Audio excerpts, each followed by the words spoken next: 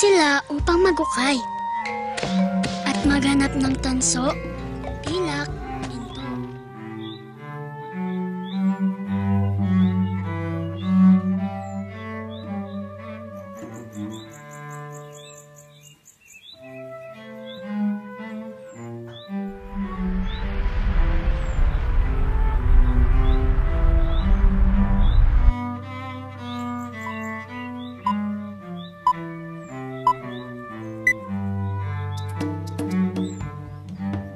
The Philippines.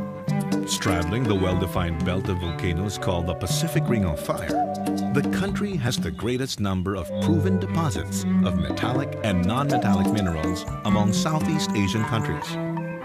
The Philippines covers some 30 million hectares, but only about 1.5% are presently covered by mining permits.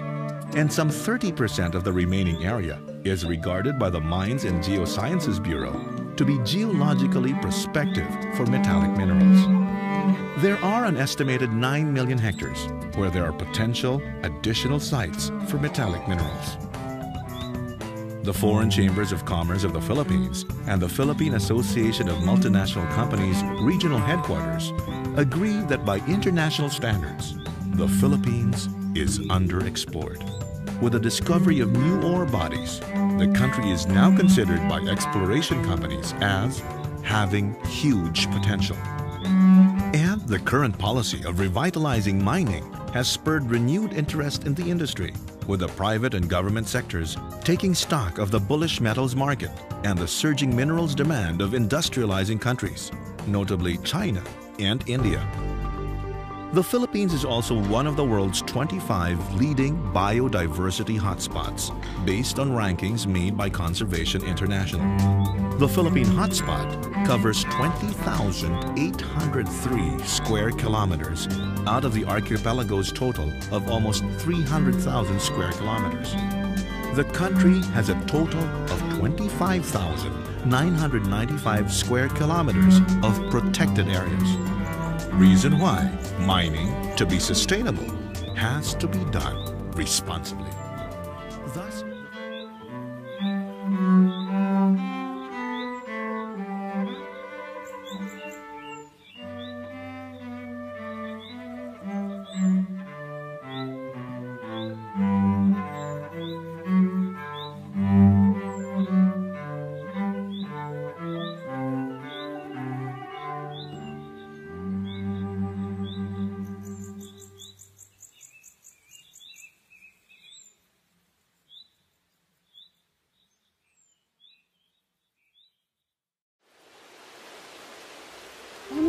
what made you decide to invest in mining in the Philippines?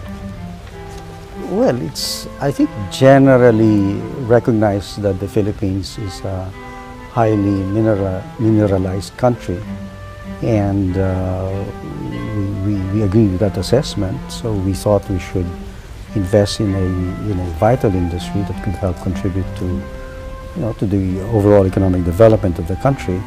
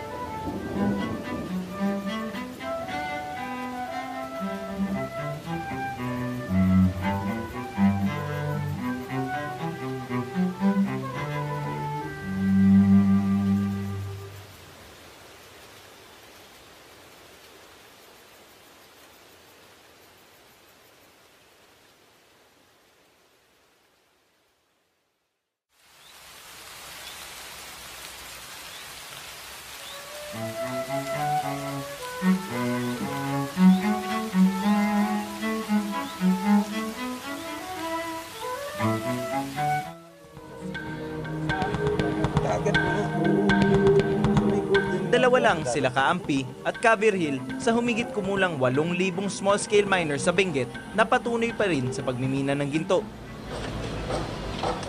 At the same time na ginaganan mo yan, sinisik mo yung sample pan para mag-settle talaga yung ganyan. Oo. Ito na yung dahilan kung bakit mahal ang ginto. Kung makikita niyo yun, yan na po yung gold. According kanila kuya, medyo yung nahanap nilang ore low grade, no? Ibig sabihin, low yielding to. Konti lang yung nakukuha. Pero sa mga panahon na ganito na medyo mataas ang presyo ng ginto, kahit na konti ang yield, pwede na rin.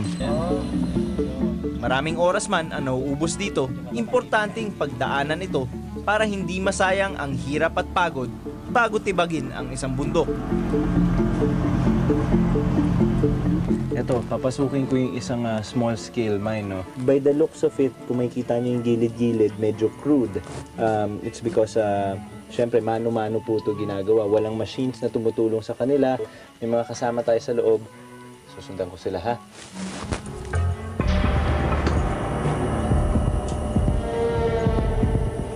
Makikita nyo dito sa paligid ko, talagang parang cave nga siya, hindi siya mukhang mina. Gaya na sinabi ko, kita nyo naman, manual labor lang talaga, no equipments, no machines ang tumutulong sa kanila. Talagang literal manpower lang talaga itong operasyon nila. 2 dekada na silang nagmimina para may pangsuporta sa kanilang pamilya. Maging ang kanilang mga ninunuraw, ito na ang nakagisnang trabaho. Ito yung kunyas, yung parang mukhang malaking pako. Bukan lang natin, no? Ang bigat. Actually, yung buong parang 6 inches na yan. Apo. Yan ang buong ugat. Basta yung itim. Oo, tapos may puti. May puti. Hindi din daw basta-basta porket nakita niyo na yung gold or tuloy-tuloy lang ang pagpupukpok, no? Dahil importante ay ma-maintain yung structural integrity ng buong minahan.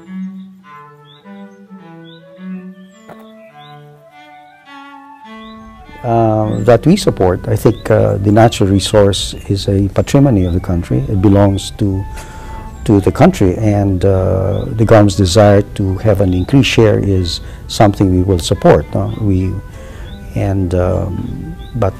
you know, the way it could be done is something we would like to put our suggestions as to how that can be achieved.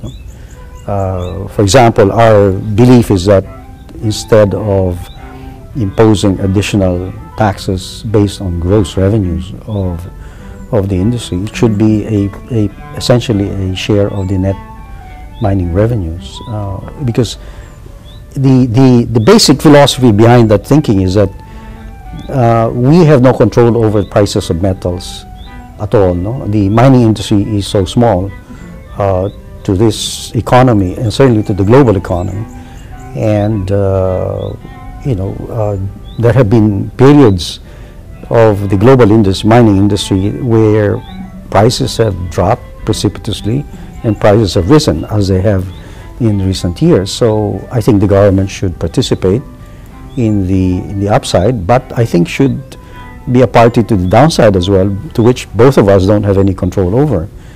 And I think it's a fair distribution of risk, bearing in mind that the total investment risk is on the private sector shoulders. No? The government has no money on the table, so to speak, and if it's a dry hole, so to speak, with respect to mining resources by a private party trying to explore and develop the resource, there's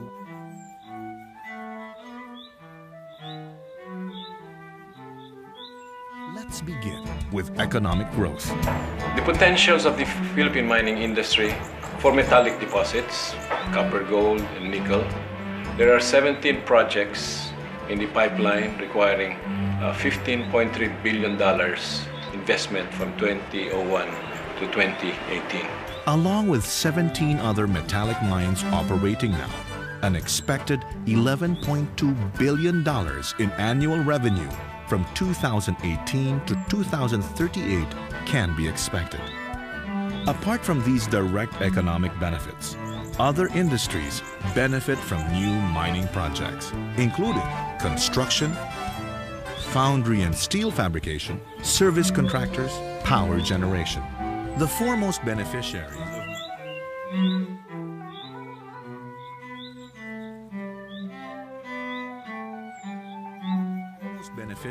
of mining are, of course, the communities where they operate.